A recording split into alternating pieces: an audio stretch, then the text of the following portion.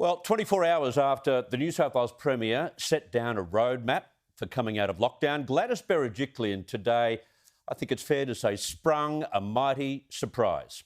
A week out from when health officials tell us that new cases will spike and that deaths will peak in the state, the Premier has decided to abandon her daily media briefings.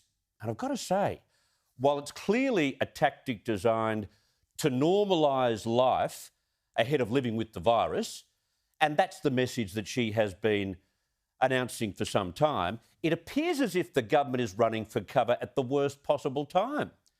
Yesterday, the people of New South Wales, and probably many Australians outside the state, were given a degree of reassurance about what life will look like under the government's plan, especially without harsh lockdowns. It was reassuring. Today, though, all of that was stripped bare.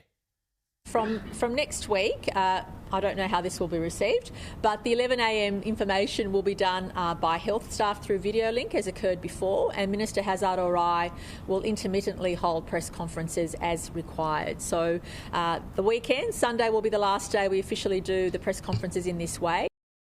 It is extraordinary timing. On the brink of Sydney's worst period in this pandemic, and when messaging about getting vaccinated and complying with restrictions has never been more important, the Premier pulls the plug.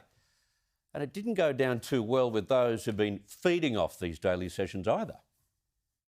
Whenever I need to speak directly to the public, I absolutely will. But we also have to make sure that as a government, we normalise the way we do things every day, that we accept that if there isn't anything new to tell the public apart from the daily figures or the daily messages, and health will provide that on a daily basis. But I'm always accountable, always public, as the Minister is.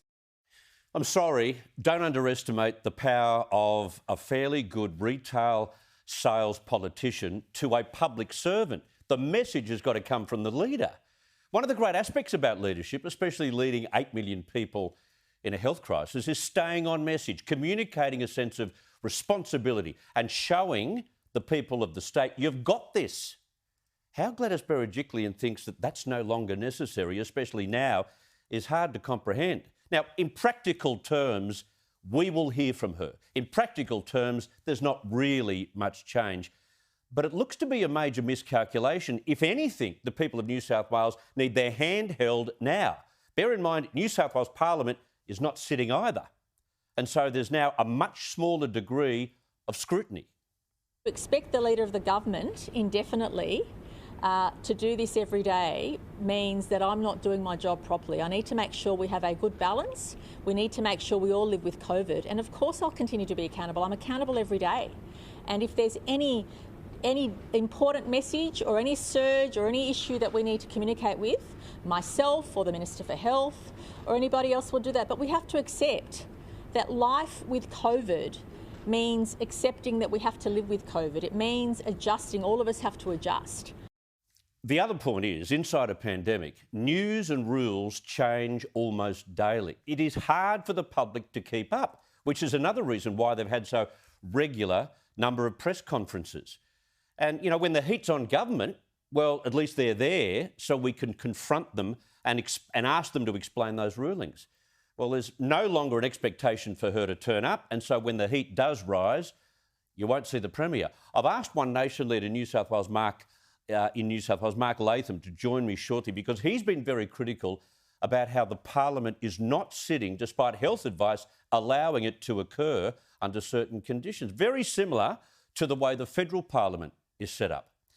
But if there's ever a time to call off these daily conferences, to enforce the symbolism of now living with COVID, surely that time is when New South Wales reaches that 70% double jab threshold, not when death tolls and fresh cases are about to peak. And the state has another 6 weeks to cope with a long lockdown. The daily messaging about vaccination, it is exhausting for those delivering the message, like Gladys Berejiklian, and tiresome for many of us who tune in every day. But it's been partly responsible for the incredible rates of vaccination in New South Wales. The actual Gladys rap at 11 o'clock rates highly on this television network because people want to see it. Yesterday, the Chief Health Officer asked the people of New South Wales to hold the line, remain strong with just 6 weeks to go. The Prime Minister too. he urged premiers to keep their nerve. Maybe they should have delivered their speeches to the New South Wales Premier.